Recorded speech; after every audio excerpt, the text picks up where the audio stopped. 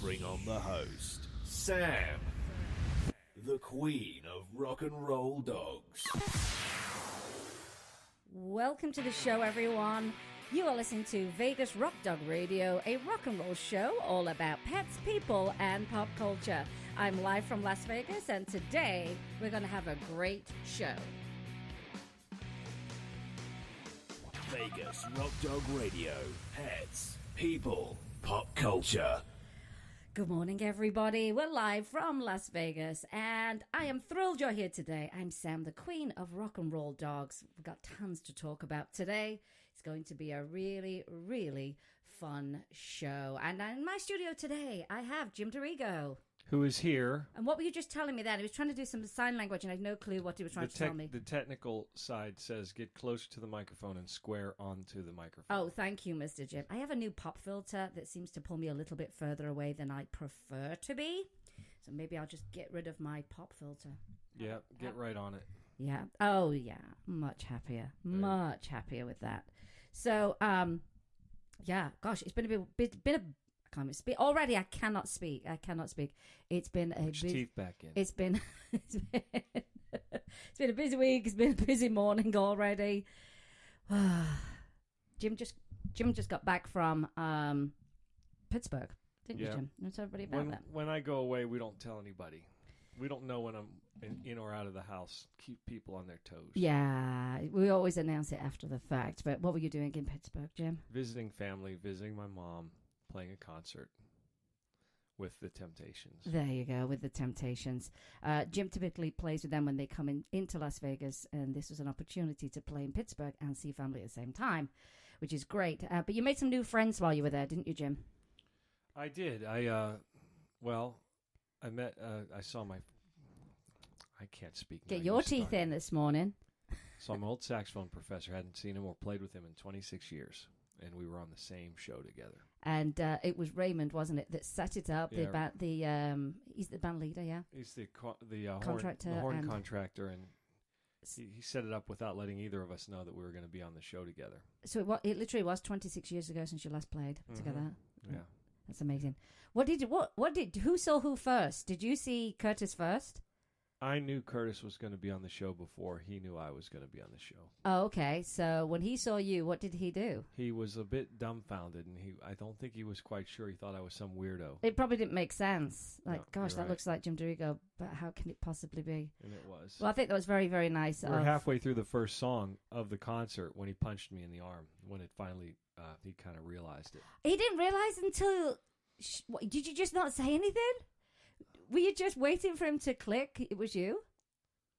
Yeah, I would just let it go because he was he came in late. There was traffic, so he was getting his head together to play the show. So he had other things on his mind as well. That's hilarious. That is so good. Well, you made some other friends, didn't you? My high school band teacher was in the fourth row back. When was the last time you saw him? Golly. I mean, high school? I don't know. Maybe when he retired, I think. I played for his retirement. I made that guest spot on his retirement. So that was 13 years ago, I think. Wow, that's a long time. But you made some more friends, didn't you? No, I just saw regular family. Not of the human kind. Oh, which reminds me, by the way, our other co-hosts are in studio today, and that's Galaxy, Thornton, and Mr. Twix. So if you hear them moving around, or maybe the odd bark or scratching or whatever, just know... That's what's going on. It's not Jim scratching in the background. He smells like an old walnut. He does smell like an old walnut. He's due to be groomed, is Mr. Twix. So you're new friends. Well, my brother has chickens. He has a big yard in Pennsylvania, and he had some hens, some egg chickens, some Rhode Island Reds. And I got to meet them for the first time. I didn't meet them. I chased them around the yard, picked them up, and put them back in their pen a couple times. Oh, yeah. They want to come to the house. I love chickens. I know. I've always loved roosters as like symbols and pictures and like things you go to the store to buy to put on the shelf. I always loved roosters, but these are 3 hens, so they're not as big or not as colorful, but they're very nice animals, very calm. Yeah, you said you very wise birds. You really liked chicken dinner. I named her. I know you did. That's it's not right. but You were saying, well, maybe we should get some chickens, but we'd have to have an air-conditioned coop living in Las Vegas. I don't know about that. Jim, Just it's have to have so a nice- hot. I think chickens do okay. Horses are outside. No, I would not feel right about that at all. I just wouldn't. So, and there is a guy in town who actually builds custom coops. He did one for a friend of ours, and it was designed in shabby chic, and it's got a chandelier in it as well. Automatic feeder. It wouldn't work out with your canines, I don't No, I mean, I would not want to do that because we don't have a big enough space. We have an eye patch-sized yard. And then our dogs would probably worry them, and that is not right. So, well, if you're listening in for the first time, welcome to the show. And if you've listened in for quite some time, we're so glad that you are here. And if you want to connect with us on the internet based anything to do with the show, anything to do with the show, whether it's social media, a website, or a blog, here are the links. It's really easy. Our main website, where you would listen to the show, is vegasrockdogradio.com, and then you'll find us on Periscope, Facebook, Twitter, Instagram, Pinterest, LinkedIn, Tumblr. Where else are we? And you'll just look for Vegas Rock Dog or Vegas Rock Dog Radio, and you'll find us. And our blog is therockandrolldog.com, and that's where we do reviews and giveaways and tell you who's coming on the show. And we also put up the archive show up there as well as on our website. And if you want some rock and roll clothing for you and your pet, then you would go to vegasrockdog.com. Now, most people do tend to listen to a lot of the shows in an archive format. So you'll find us on iHeartRadio. You'll also find us on iTunes, which is easy. Most people have that on their phones. And you can also find us on a bunch of other podcast catcher apps. And just look for Vegas Rock Dog Radio. You'll find us. It's really, really easy. So, we missed it last night, Jim, because we were busy gallivanting around. But Hallmark Channel, one of my favorite channels, they had the Hero Dog Awards, which I typically watch, but we missed it last night. And I typically know every dog that they feature on there and the people that they feature and give these awards to. So they give these awards to heroic dogs and the wonderful people who have saved them. And it's a really fun show. It's a very good balance of like really fun, lighthearted stuff, but then the great message of rescue, and it's educational. I think it's very good for the family. So it is a perfect balance. As I say, I usually know a bunch of people on there, and I looked at some of the photos last night, and sure enough, I did. And one of those dogs is Hooch, and Hooch, I have a very interesting story and a connection with Hooch. Now, a lot of you already know that I like to raise money for megasophagus, canine megasophagus. And in a very simple explanation, the esophagus is not strong enough to propel food down into the stomach. So these dogs have a really hard time eating, and they have to be upright. And here's the interesting connection. Now, a lot of people will know who Hooch is. He was the dog who had his ears cut off and his tongue cut out. And I'd seen this story, and of course, feeding him was going to be a little bit of an issue. And I did a radio show, and I had Maria Hosmer on the show. And we talked about, I said, oh my gosh, did you see that dog, Hooch? You know, what happened to this dog? He's having some trouble eating now, she's got no tongue. And she said, oh, he needs a Bailey chair. And I said, what's a Bailey chair? And this is how I found out about canine megasophagus, because her dog had that. And they need to be upright, like a baby chair. And they have a special chair called the Bailey chair just for dogs. They're built for their size, and it helps gravity work with when they eat. So the gravity helps the food go down into the stomach, and they have to remain upright. They have to remain upright in order for the food, to go down, and about 20 minutes. So the chair is perfect. And this is how I found out about this. And I said, oh my gosh, do you know what I'm going to do today? I'm going to go online, and I'm going to give them that suggestion. Well, a lot of people know about these Bailey chairs and had made this suggestion and had donated money so that Hooch could get a chair. So that was just the greatest news, because then you could see he's going to improve. Things are going to look a lot brighter for him. A couple of months later, I decide I'm going to start raising funds for canine megasophagus. And so I actually put something on Facebook, and a really lovely lady here in Las Vegas messaged me, and she said, I've got a Bailey chair if you want it. So I messaged her back and I said, how much do you want for this chair? Because I know I can help dogs with this chair. And she said, no, you can have it. So I said, are you kidding me? I mean, I didn't even know this lady. So we met her in a parking lot, didn't we, Jim? It looked a bit dodgy. It was a nice parking lot. It looks dodgy when you meet people in a parking lot. I mean, just on a bank that's closed on the weekend. And here's the story with Hooch. She said, I'm so glad you can have this. She says, there's this dog called Hooch, and he had 2 chairs donated to him, and I was the next on the list as a recipient for my dog.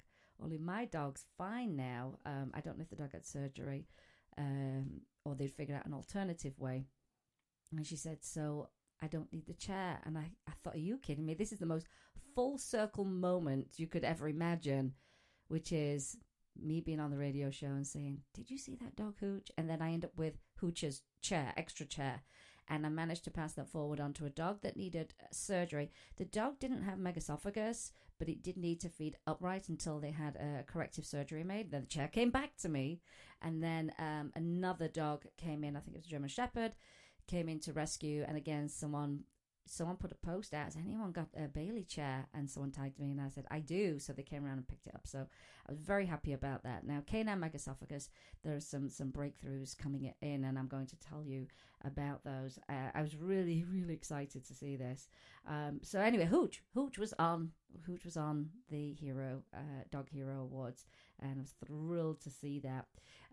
Now, so this kind of like extends onto that, which is a team has developed a treatment for canine megasophagus.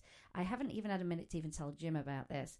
So it says Misu collaboration develops treatment for canine megasophagus. Like a surgery treatment. I don't know.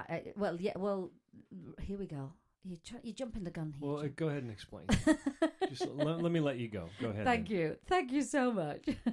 These studies performed by members of a collaborative research project at the University of Missouri. Still can't speak. I know I can't.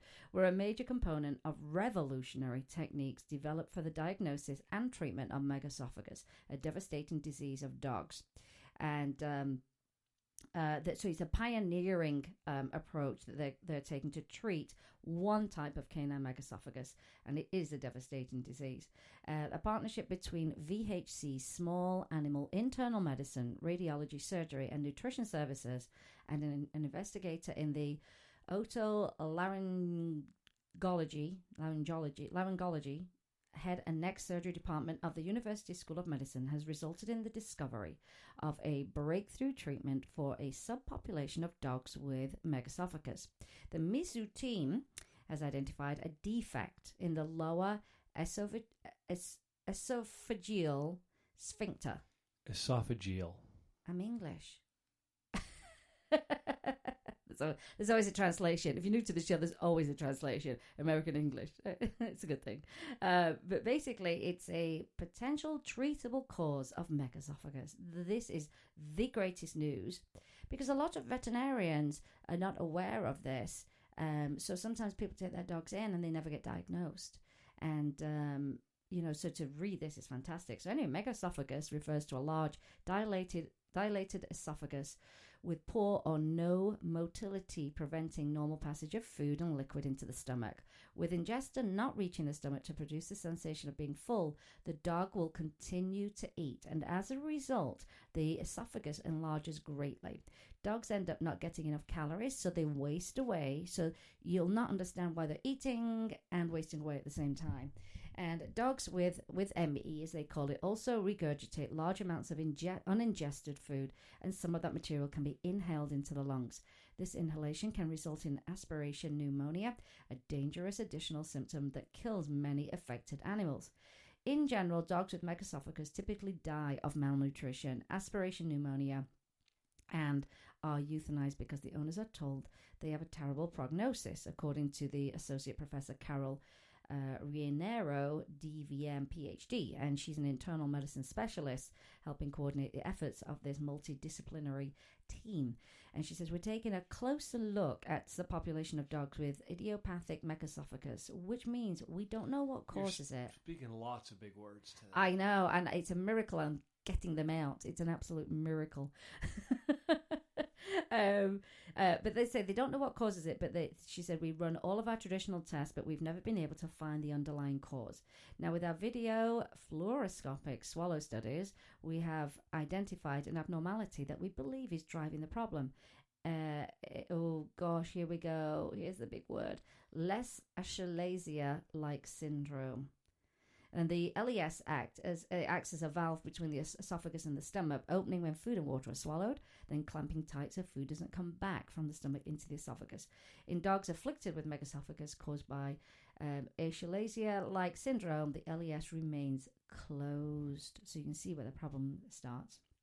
And the video fluoroscopic swallow studies have been around a long time. The problems with prior protocols is they did not represent normal eating and drinking behaviors. Those tests have very little to do with reality. And a dog has to be restrained, lying on its side, syringe-fed barium. I have had that barium meal test. It's horrific. It's horrific when you know what's going on. It's bad enough if you're a dog and you don't know what's going on, which was not palatable, it's true, when mixed with food. And if dogs don't eat during the swallow study, you're not going to get a diagnostic study. In order to receive a better diagnostic result, the MISO collaborative research team blended innovation with adaptation, developing new techniques and tools while borrowing procedures from human medical practices to diagnose and treat this type of canine ME. So assistant professor Teresa Lever from the otolaryngology head and neck surgery department spearheaded the development of trapezoidal holding chambers or kennels, which are now patented, where dogs walk in and are funneled to the narrow end of the enclosure. The animals are more naturally restrained as they're given food that they consume while standing upright. And Lever's lab, in cooperation with an independent company that conducts feeding trials in dogs, also developed a number of different recipes and consistencies of food and liquid to optimize how well the dogs could take it down and discover which contrast agent was more palatable and effective. Yes, I wish they had that when I had that test. Oh my gosh. And I had mine in Spain, and I didn't really know much about what was going on. It was hard to get that meal down. Oh, it was like trying to drink, you know, what do they call it? The alginate that they use at the dentist. You know, the goopy stuff. It was like trying to the moldy pink stuff. It was trying to swallow a whole glass of that. Oh, it was so difficult. Anyway, so I digress. Anyway, so now we have these chambers. We have optimized palatable recipes, and we have experience in normal, healthy dogs without swallowing disorders, as well as lots and lots of patients coming in with other disorders. It was in the process of developing this protocol and having clinical patients come in when we recognized that this syndrome was the underlying cause of megaesophagus in some dogs. That's when we began to adapt what they do with humans, a therapy where we're opening or dilating the LES with Botox and or balloon dilation. We perform an endoscopy to first dilate the LES and then administer Botox, which paralyzes the sphincter muscle that formerly wanted to remain closed. While we were still evaluating this procedure, we've had dogs with remarkable clinical improvement.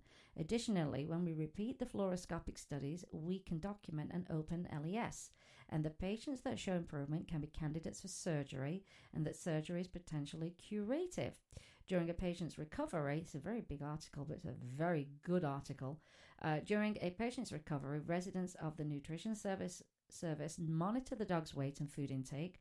The amount of food an owner may give a pet might need to be altered every couple of days. And, oh gosh, I'm telling you something. This article has the worst big words ever and names. This is like the show of big words. I'm just sitting here listening to you because you're speaking many languages right now. James Shachatel. Shatar. No, it's not Shatar. That's my friend from Flavor of Love, and that's a whole other story, VH1. Anyway, she loves dogs too. James Sachatel is a radiology resident and key collaborator in the study. And he said this approach gives these dogs a chance, whereas a lot of them didn't have much of one. At this time, it is early in the evaluation process, but it's a novel approach that shows promise. This subpopulation can receive a really significant benefit from our direct ability to detect their malady. It can give them a really good quality of life. This is a revolutionary diagnostic technique for a disorder identified with a pathological outcome. It offers us the opportunity to use therapies that have been successful in people, so we're optimistic we can experience similar success with canines.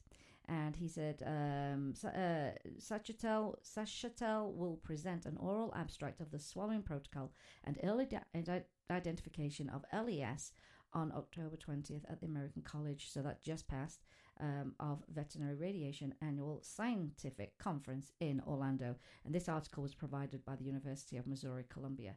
Isn't that great, Jim? Yes, half the words I understood, half the words I didn't.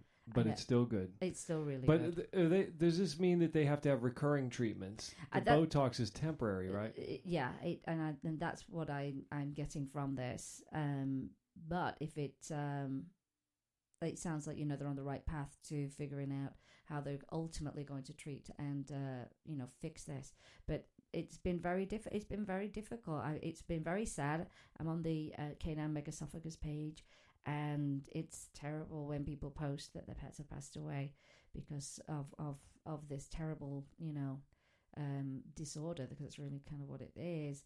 And sometimes they pass away because of essentially kind of the side effects of having that. But it's very, very good news.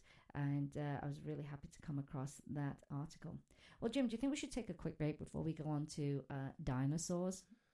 That would be quite possible. We cover all animals in this show. I know it's called Vegas Rock Dog Radio, but we cover all animals, and we're going way back. There you go. So stay right with us. We're going to listen to some words from our sponsors. You're listening to Vegas Rock Dog Radio with me, Sam, your host, the queen of rock and roll dogs. Vegas Rock Dog Radio. Pets, people, pop culture. At Carl's Jr., not only do we make you happy with our delicious charbroiled burgers, but we also make your dogs happy. When you come through our drive-thru with your furry friend, we'll offer your dog a treat. If not, always ask for one. We love to see their smiling faces. Our website, carlsjroflasvegas.com, has a treat for its customers too, with free coupons anytime, so be sure to visit us regularly. Carl's Jr. is a proud and active supporter of dog adoption in our community. You can find us at Carl's Jr. of Las Vegas or on Twitter at Carl's Jr. of Vegas.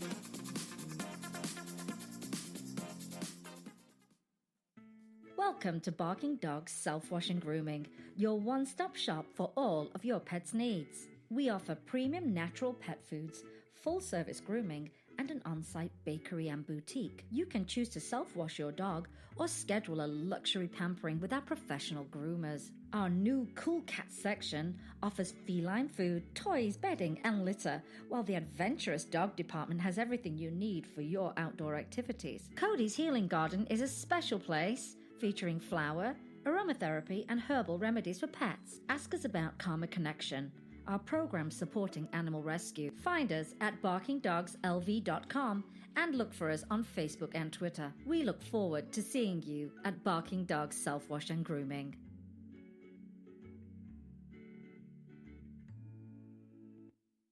Let's bring on the host, Sam, the queen of rock and roll dogs.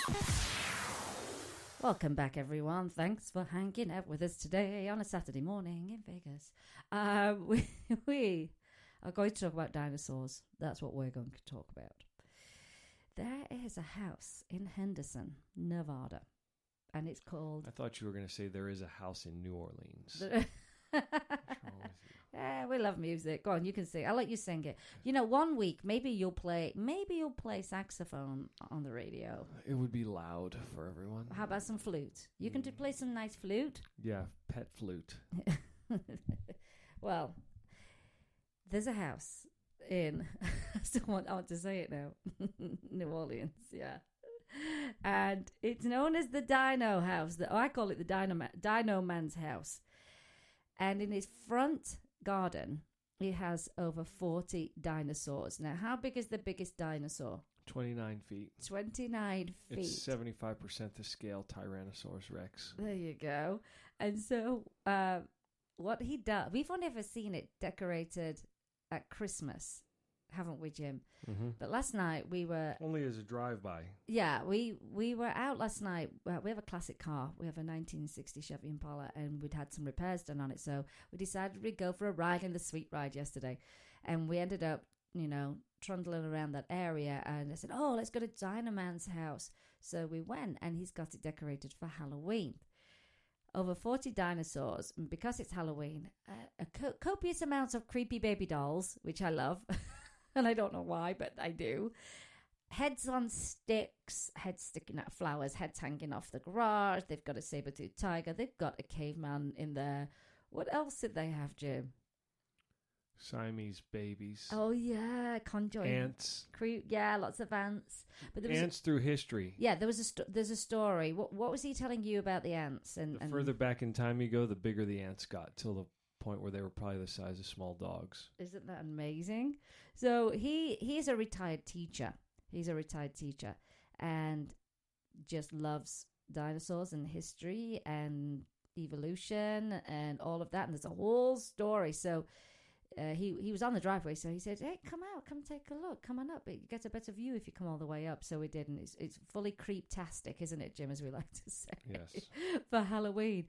Now, where does he keep all that stuff? I don't. Well, Your house is out of room. How would you keep 3 seasons worth of decorations? I know. I mean, the dinosaurs. I mean, the dinosaurs stay there, but it's all the decorations. Yeah, I have no idea. So he's telling us last night that he actually does this big Halloween thing for the kids at 4:46 p.m. to 9:59. So I asked him the significance of the time, and he just said, well, you'll remember it, won't you? And that's true. And what they do is they have literally 5,000 kids that show up. 5,000 children show up to his house, and he gives out sweets or candy, as we say here. And he said he was very clear to make sure it wasn't miniature-sized candy. It is full-size candy. They also get to choose a dinosaur toy, which I left with one. You left with one last night, didn't you, Jim? He showed me some of his creepy dolls that speak. And 5,000. And I said, oh, I'm sure that the news come out. He goes, well, here's the thing. We don't really over-publicize it. 'Cause as it is, 5,000 kids show up. They're all lined up down the street. And he gives out a golden ticket, doesn't he, Jim? Yes, and he has a weird published time that he's open. Which I just said, 4:46. No, it's not 4:46. It's 4:46. To 9:59. I don't remember that. I thought it was earlier. I mean later. I think it was just after the kids get out from school. Now, because it's on a school night, he reckons that it's going to get really busy very early on. And he has his golden ticket. I don't know, how did they choose the kids for the golden ticket? Just someone randomly picks them out of the line? I don't know. He's very crafty, creative, and random. So yeah. I'm sure he has a way that he does it. So what he does is someone gives these golden tickets, which means you don't have to wait in line. You come to the front and you get to pick your dinosaur. An extra. And he gives away full-size candy bars. I just said that. I know, but that's part of the thing. I guess you get special candy or something.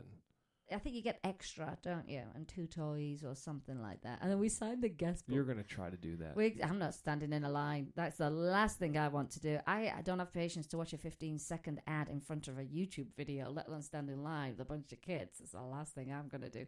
But we'll drive by. We'll take some pictures. But he's been doing, I think he said 10 years. And I think the website was, Shangri-La prehistoricpark.com. Is that right? Shangri-La. Correct. So there's my little. Tell him about the Dino car. Oh no, I didn't. Yeah.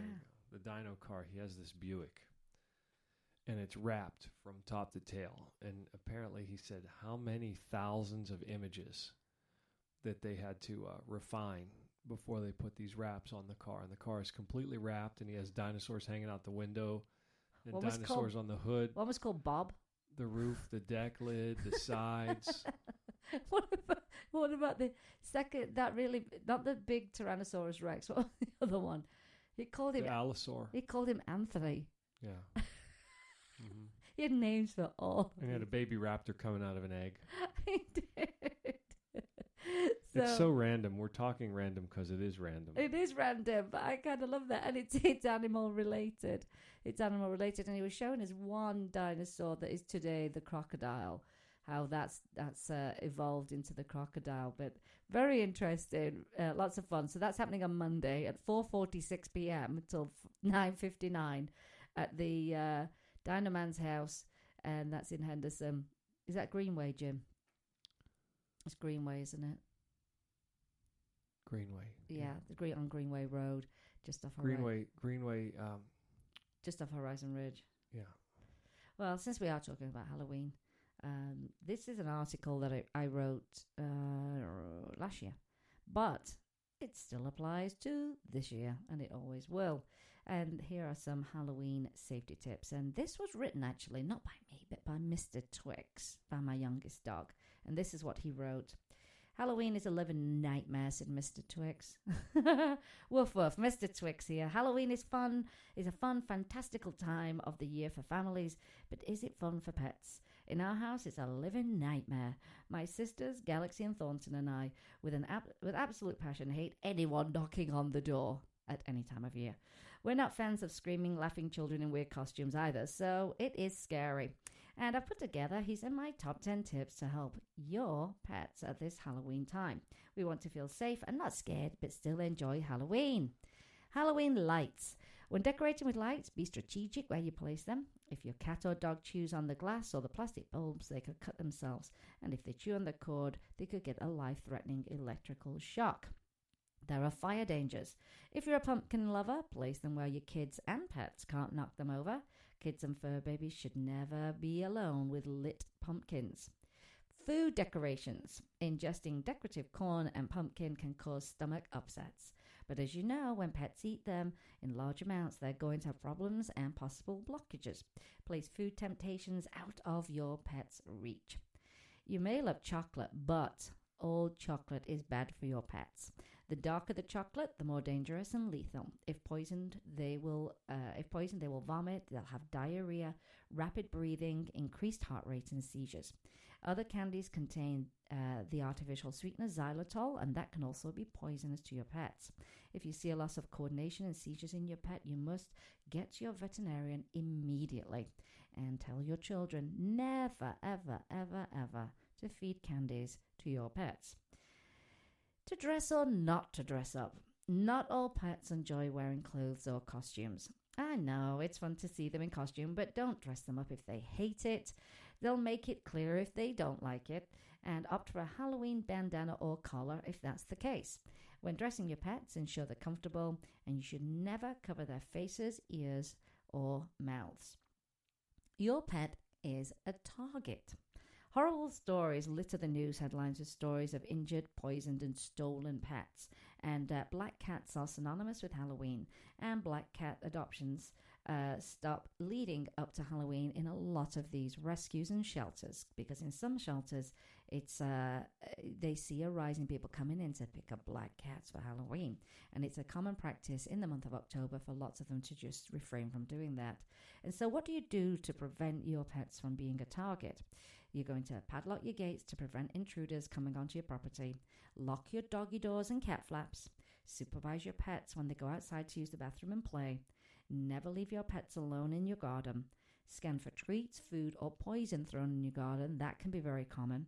And look for dangerous and poison foods and treats when walking your dogs. And if you are a rescue or a shelter, just refrain from adopting out black cats, because we've seen people do some horrific things to them on October 31st, Halloween. So that's an important thing. Keep your pets safe. And then what to do on the night. To be honest with you, I'll never be comfortable with strangers, said Mr. Twix, coming to my door on Halloween or any other night. Noisy strangers in odd costumes are really scary. The constant opening and closing of the door is a danger. And it's just not worth putting your pets through this stress. Take the same approach as you would with thunderstorms and place your pets in a secure room away from the front door. Give them toys, turn on the TV or radio, and never risk them taking off. It's a scary night for a lost pet. So then that takes us on to IDs and pet chips. And you want to update your pet's chip info, make sure they are wearing a collar with a tag, and the odds of reuniting your pet increase when you chip and tag your fur babies. Really simple. Emergencies. This is a simple one. Always have your veterinarian's cell phone number at hand for emergencies and never delay getting there if you suspect something is wrong. And there are other ways you can celebrate with your pets. And last year what we did is we dressed up in costume. We went for a walk in Boulder City, didn't we, Jim, with the dogs. We followed our walk with... followed the walk with yummy puppuccino treats at Starbucks, the drinks for our dogs. And here are some other things that you can do with your pets. And you could attend a Halloween pet event. I'm going to tell you about one in a second. You can bake homemade pumpkin treats. You can take Halloween photographs. You can enter an online Halloween pet photo contest. And you don't have to be that doggy downer at Halloween. You could stay home and watch Vincent Price films. You could, and just create your own safe traditions and have a howling good time. What did he say? What was his line? Vincent Price. I don't know. Did he have a famous line? So one of the things you can do today is... Good evening. Good evening. No. You can go down to Lulu's Doggy Salon and Spa in Henderson off the 215 and Green Valley in the Smiths Plaza. I will be there because we are holding a pet photography fundraiser. And it's as simple as coming down with your pet. You can bring them in a costume. You can be in the pictures if you want to, if it makes it easier. It's $25. You're going to get about 10 digital photographs emailed to you. And you'll know that you'll be helping animal rescue because we're putting this on for Rocking for Rescues. And so after this show, I am bombing up there and we'll be there. They're already started now, 10 o'clock. We'll be there till 3 o'clock. No need to make an appointment. Just drop in, come and see us, $25. Get really great photographs taken. And I say in costume, not in costume. You can be in the picture as well if you feel like it. And just know that you'll be helping animal rescue. So that's going to be fun. But there's lots going on. There's lots going on this weekend leading up to Halloween. But this is one where you can have fun and help animals at the same time. Jim, let's take one more break. Let's do that. Let's take one more break. And when we come back, we're going to talk about a beagle who sneezed for 6 months straight. You're listening to Vegas Rock Dog Radio with me, Sam, your host, the queen of rock and roll dogs. Vegas Rock Dog Radio. Pets, people, pop culture. Vegas Rock Dog Radio. Pets, people, pop culture. Pet Scene Magazine is dedicated to Las Vegas pets and the people who love them. It's a source of news and information for pet lovers, as well as offering valuable coupons and specials on pet products and services. Find them online at www.lvpetscene.com or look for them on Facebook. Vegas Rock Dog Radio. Pets, people, pop culture. Welcome back, everyone. So let's talk about this beagle who sneezed for 6 months. Oh, can you imagine how exhausting that had to be? Why? Sneezing can be quite violent. Yeah, 6 months. Why'd they let it go that long? I'm going to tell you. But the owner was shocked to discover why his beagle sneezed for 6 months straight. For months, dog owner Mark Kovikak. That cannot be right. Kovikak? How do you spell it? Kovic. Kovisak? C-A-K. C-A-K, sorry. I can't speak today. I just can't speak, Jim. I'm going to say Kovikak. That's what I'm going to say. And he'd been scratching his head. Kovichak, there you go. His beloved 2-year-old beagle named Rex. You see, I like that word, 3 letters. Has been experiencing nosebleeds and chronic sneezing for nearly 6 months. And Kovichak had no idea what was wrong. Is that what we said? Is that how we're going to pronounce it, Jim? I believe so. One day, Rex playfully ran into the woods after a rabbit. The next, he was sneezing up a storm, and a trail of blood soon followed. I'd have been freaked out. And after several Google searches and trips to the vet and various prescribed antibiotics, Kovichak finally got the answer he was looking for. Dr. Christopher Sharp of Blue Pearl Veterinary Partners in Grand Rapids, Michigan, held up a CT scan that showed a long, straight object inside the dog's nasal passage. The veterinarian immediately conducted a rhinoscopy, using a small tube with a light and lens to view the object from inside the nostril and from the back of Rex's throat. Sharp then used a tool to pull a nearly 5-inch long stick out of the dog's nose. Unbelievable. It was an unusual case for the emergency pet hospital. I would think so, but the problem was solved. Our doctors see a fair amount of strange foreign bodies, but usually they've been swallowed and usually they're not found in a pet's nose, Carrie O'Brien, communications manager of the Blue Pearl Veterinary Partners, told CBS News. And this is where I picked up this great story. Luckily, Sharp managed to get the object out before any serious damage was done. The body attempts to wall off and remove any foreign object within the nose. If the stick was significantly smaller, then his immune system would have walled it off and slowly broken down the material. And given the size of the stick, his body would have attempted to wall off the inflammation, but the wood material would have remained. If the stick hadn't been discovered and removed, Rex would have continued to have discharge, irritation, and inflammation long term. Eventually, the dog would have developed a systematic infection that would become life-threatening. Within days after the procedure, Rex was back to his normal, playful self. And he said, I felt like hugging him. He said after the surgery, I felt like I would have hugged him, according to the vet's news release. Honestly, he said, I had tears of joy. It was clear Rex's owner felt a great sense of relief. He was just so relieved, as I can only imagine. Your dog experienced discomfort for months, and to not know what was causing it, O'Brien said. He had his dog bark back and the dog that he knew and loved. Now, Rex can get back to chasing rabbits, though it may be best if he stays away from sticks for a while. He just must have run into one. What do you reckon? Maybe, yeah, he was running so fast and he tumbled or something, and it had to happen like lightning quick. Otherwise, he would have like shrugged it off. I know. I don't know how the dog wasn't crying, though. I mean, dogs can put up with a lot. Galaxy doesn't cry. She never cries. Sometimes what are those prickly things that sometimes they stand on when we're walking up in Boulder City? Those little spurs. Yeah, she just stops, lifts her leg up. Goes, get this out. Take this out. Thornton cries. I know. Are they all asleep right now? I can't see them in the studio. Yeah, they're all not participating. They're not participating. So tell everyone about Fifi. Whose dog is she? My brother and sister-in-law, but I think the larger picture is they got it to be my mom's dog. They got it to be their Although mom's my dog. Mother's like, I don't want a pet, but she loves Fifi, and Fifi's her little companion. I think she does. I think that's companionship's really important as you start to get older, because you seem to kind of lose your connections. I was talking to the rabbi this week at the dinner party. Right. Yeah. And they're doing a program where they're encouraging the younger members of their community to spend more time with the senior community, so they've got some companionship. And I love the idea of that program, because like you were saying, you lose your connections as you get older. You know, think about this. You move house, you move city, then you lose a lot of connections. Then you retire from your job and you tend to lose those connections.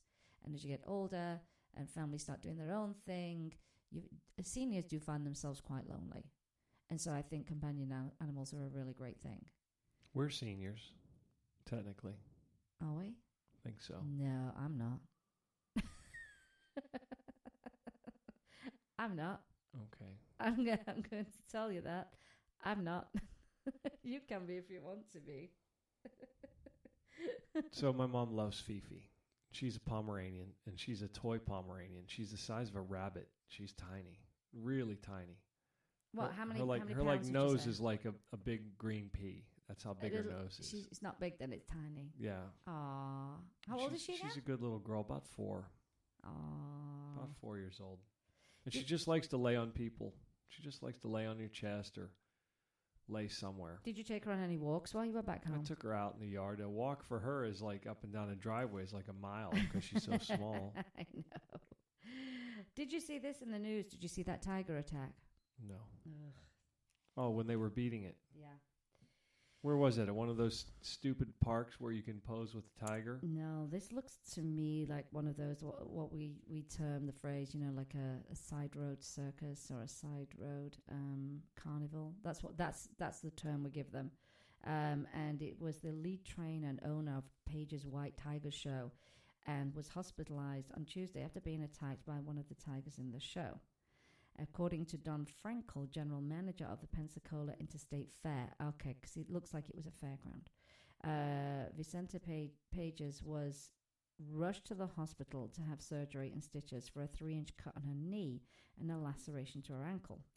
Fair officials said the attack happened during a private performance for a class on a school trip. Oh, yeah, they were traumatized. Trust me, they were traumatized. Some kids still stood there watching and were not pulled away. Very bizarre. David Donnett, Page's fiance and co-owner of the show, said the following about the attack. It's ridiculous. We're dealing with wild animals here, and although we take every precaution, accidents like this sometimes happen. They're not accidents. They're not accidents. Because you create the scenario. You create the scenario. An accident is something that's so out of your control, there's nothing you could have done about it. But they create that situation. We know the hazards of our job, but we love these beautiful animals. Yeah, if you love them that much, don't make money off their backs. And Vicenta will soon be back, she says, as soon as she's able. The Tiger Show has since been cancelled for the remainder of the fair. Now, if you didn't see it, it was actually very hard to watch. I thought it was very difficult to watch because they're in a small enclosure. They've got kids there and what have you. And he bites her. She's on the ground. And then he drags her. And then she's punching the tiger in the face. She's hitting the tiger with a stick. The guy comes up, beats and beats and beats down on this tiger. Beats down on this tiger, which proves once again, wild animals are not meant to be in captivity. Even if they're born in captivity, they have instincts. And they're not well tracked. I talked about it a couple of weeks ago. It's the hidden abuse. They're not going to tell you, yeah, we beat them, yeah, we drug them to make them perform so they're compliant. No one's going to tell you that, even if you ask. And so you've got to understand when you go to these kind of things, you go to circuses, you are helping it continue by putting your money, in their hands. And it's cruelty. And why would you want to pay for your kids to see cruelty? Whether you can't, you've just got to get with it. It's so frowned on now. I look at people and think, old school people. I truly believe people go to see dangerous animals because they sometimes wish they could see a dangerous situation. It's like, why do people go to smash up derbies or high risk sporting events like racing and such? Some people have a fascination with, what could possibly happen? What if this animal eats them, or what if this car crashes? It's wild. Yes. I think you're right, and I never really think about that. And I think the people that have that engage in those types of activities, especially on the animal side, they profit off of people's fascination with these kinds of things. Yeah, and they make money off so it's entertainment and profit off the backs of animals, which is so not acceptable. Here's what I did see, and it's quite a big change, because it was Dennis Michael Lynch that actually posted this video. And I thought, let's see what the comments are. So as I started scrolling through these comments, I was thrilled to see people saying, this just needs to stop. This needs to stop. This can't be part of our entertainment. It just can't be. It's, people say, it's cultural. We've had this forever. It doesn't matter. I don't care, being barbaric is cultural or not, we don't need it. And I was really pleasantly surprised to see all those comments on the bottom of that post, which I think there was only one person that tried to defend it. And there's always one, isn't there? There's always one. But I thought, wow, I think there might be a shift happening. There may be a shift happening here. So I was really, really pleased to see the comments on that, although very, very upset about the video. And while we're talking about cats, we're going to scale it down to tiny cats, because today is National Cat Day. Did you know that, Jim? I can say that I did not. You did not. And you know, I am a big fan of Dr. Karen Becker. And so, talking of cats, she came up with five feeding mistakes many cat parents make. 5 shortcut blunders that can lead to disaster for your cat. And this is a story at a glance. It says here, cats aren't as high maintenance as most dogs. However, they have distinct dietary needs that must be met so they can enjoy healthy, happy lives. Many of the mistakes cat guardians make concern what they feed their pets. Feeding biologically inappropriate food, and too much of it, is a common mistake of cat parents. And another cat owner blunder is not understanding how to ensure kitty is always well hydrated. Many people think cats don't need much time, attention, or TLC, but this is a myth. It's not reality. It's true most kitties aren't as high maintenance as the canine counterparts. However, your cat does have unique needs that must be met so he or she can enjoy a happy life. Cats are like, yeah, my need is for you not to bother me. Yeah, well, if that's their thing, then you need to kind of, go with that. Makes them happy. Are you a cat? I might be. I might be. You're a cat. Here we go. He had a realization that it was like an epiphany. Leave me be. 1, feeding the wrong diet. Some foods are metabolically... You can't speak today. I know. We should do a bloopers reel of everything. The whole show is blooping. You're blooping every other word. This can be the blooper reel, Jim. That's funny. Oh my gosh. Some foods are metabolically stressful. For example, all dry kibble formulas. Did you hear that? All dry kibble formulas are stressful. Any processed pet food, wet or dry, processed is the word, containing feed grade versus human grade ingredients, and foods containing grains, potatoes, or other high starchy ingredients. The nutrition that generates the least amount of metabolic stress for most cats, regardless of age, is their ancestral diet: whole, raw, unprocessed, organic, non-GMO, and in its natural form. This, of course, includes animal meat, which should be the foundation of your kitty's diet, and foods that have not been highly processed and are the most assimilable for your cat's body. These foods are biologically appropriate. All the moisture in the food remains in the food, whereas foods that have been extruded, most dry food, can have drastically depleted moisture content and denatured proteins. And if you can't feed fresh food or raw or gently cooked, the second best diet is a dehydrated or freeze-dried balanced diet that has been reconstituted with an abundance of water or broth. Your cat's kidneys and liver can be further stressed as a result of chronic low-grade dehydration, so all foods served dry can pose a problem in the long term. And of course, if your cat is overweight, no matter her age, it makes sense to reduce calories in the diet. And what does not make sense is adding fiber. Many weight management and senior cat food formulas contain loads of fiber, which is biologically inappropriate nutrition. And she recommends serving your cat food in its natural state to provide needed moisture and to ensure the highest level of biological assimilation and digestion. And that means feeding a balanced, antioxidant-rich, and species-appropriate diet that includes omega-3 essential fats such as krill oil. Many cats are addicted to unhealthy dry foods, so you may need to do a little transition to change the diet. Now, offering the ill-advised all-day, all-kitty can eat buffet is another problem, also known as free feeding or feeding ad libitum. This cat owner mistake by necessity goes hand in hand with a poor quality diet, specifically kibble, because it's the only type of food you can safely leave at room temperature. So that's the only kind of food you can leave out 24/7. Free feeding is the perfect way to create an overweight or obese kitty, which is absolutely not the goal if you want your cat to live a long and healthy life. And in addition, a constantly available food source turns your feline hunter into a grazer, which just seems to go against nature. While cats are always on the move in search of the next meal, and many pet cats, on the other hand, are free-fed, and the more you feed Tiger, the less interested he'll be in pursuing his natural drive to hunt.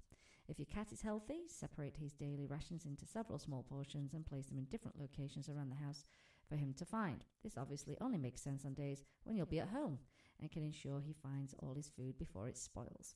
And she also recommends putting food bowls at the bottom and top of as many flights of stairs, this is clever, as you have to encourage muscle building exercises throughout the day. genius. Alternatively, you can feed 2 portion control meals a day. While many people feed their cats twice a day, feeding just once a day actually offers a number of health benefits, including a lower risk of diabetes. Here's another one. Over-treating with treats. I think everybody's guilty of that. Treats are the fastest growing type of pet food, and many overindulged kitties have the girth to prove it. While dog parents are much more likely to buy treats than cat parents, unfortunately, there is a tendency amongst many cat owners to seriously overdo it when they offer Mr. Whiskers a snackadoo.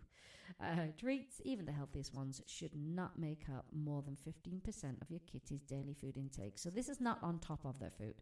This is, part of their total caloric intake. And it's important to remember that treats, they're just not a complete form of nutrition. And because we're trying to do this species appropriate, nutrition here. And overfeeding treats on top of daily food intake will result in an obese cat. I mean, it's as simple as that. I need species appropriate nutrition right now. You mean breakfast? Yeah. And a lot of the cat parents now are going to homemade healthy snacks to replace these big chunky cat treats. Here's another thing. We've got a couple more points here. Family-style dining in multi-cat households. Cats, wild or domestic, don't hunt or eat in packs like dogs. Felines are solitary hunters, and sharing is foreign to them unless a female is nursing a litter. And many households have more than one cat, and they are often fed as a group. This can lead to stressed-out cats and competitive eating contests in which kitties eat more food and faster than they would if they were eating alone. And cats in multi-cat households should be fed separately. This gives you the ability to precisely control the amount of food each cat receives, and you'll know immediately if someone's appetite drops or picks up noticeably. Both can be signs of illness. And so dining alone also allows each cat to eat at his or her own pace without any need to compete or resource guard. And the last thing is missing the boat on feline-friendly water sources. There's a reason your kitty doesn't gulp water from a bowl like a dog.